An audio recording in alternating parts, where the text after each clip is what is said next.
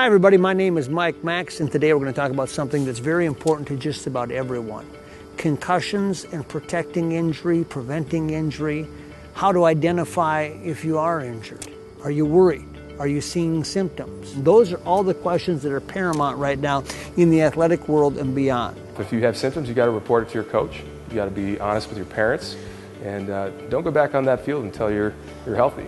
I think the biggest thing that's changed in my time is the recognition of concussions. I was a high school athlete.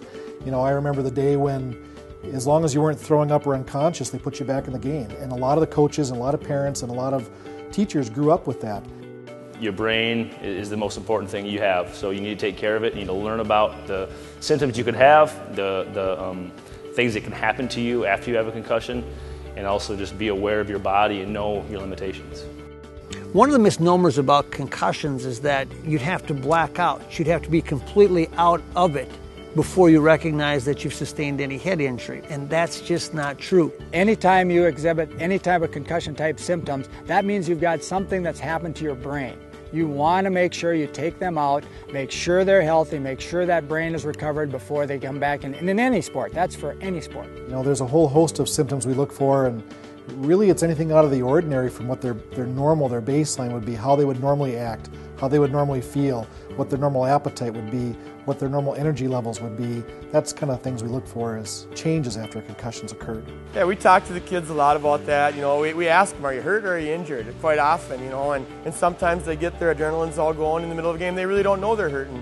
One of the problems that we see with high school, college, and professional athletes is that they think they may have sustained a concussion and they're scared.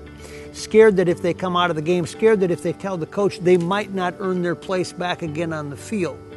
It's a concern that coaching staffs face every day, identifying it in the player, but it is also incumbent upon the athlete to go to a coach or a trainer and say, hey, I don't feel right. You just have to listen to your body, listen to your trainer, listen to the coach, and first and foremost, be honest. And if you have a symptom or you have a problem, tell them and understand that once it's healed, then you'll be able to play and then you'll be able to get back. But until that, you have to take the proper precautions, just like you would to have to ice an ankle. Everybody needs to become aware of the issue first, because obviously we know you're not going to take yourself out.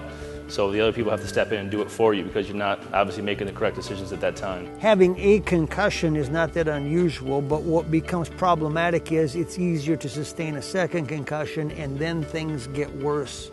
That's why it's so important to get out in front of it. It's not just the first concussion, it's the second and the third that can lead to long-term damage. I know there's a pressure to return to their sport. Athletes, rest is a four-letter word to an athlete. They really want to get better. They really want to get back to their sport. They really want to get back to competition again. If you have a sprained ankle, we don't let you walk on it. The same thing is true when you sprain your brain. We don't want you doing any kind of emotional, physical, or mental exertion. With any injury, it's important to take your time and make sure it's healed, because you're not going to be 100% when you come back. I tell them all the time, you know, I want you to play right now. I want you to play more than anything in the world, but I want to be able to have a good conversation with you when you're 25 too. It's about having an awareness when you're out on the court, the field, the hockey rink, wherever you are. Playing smart and being able to anticipate the sport that you're in and the activity that you're in can become just as important. Sometimes you have a parent come to you and say, I want my boy to be in that concussion-proof helmet. Well, there's no such thing as that. I understand how important high school sports are, but you know, after every concussion it gets easier to get another one, and they literally lose intelligence points having had too many concussions. Every sport that we have in Hutchinson that has any chance of having any contact with a player or field or floor would have to take a baseline impact test. You got to do that baseline test, and if you do have a concussion, they use that as a tool, just one of the tools to get us back on the field.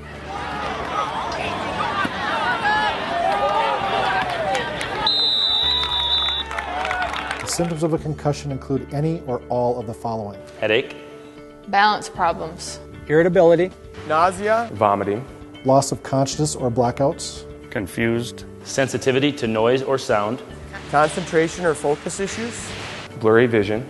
You see, it's hard. It's hard when you're in the prime of your life to think that maybe 30 years down the road this could affect you, because 30 years seems like forever. Be honest.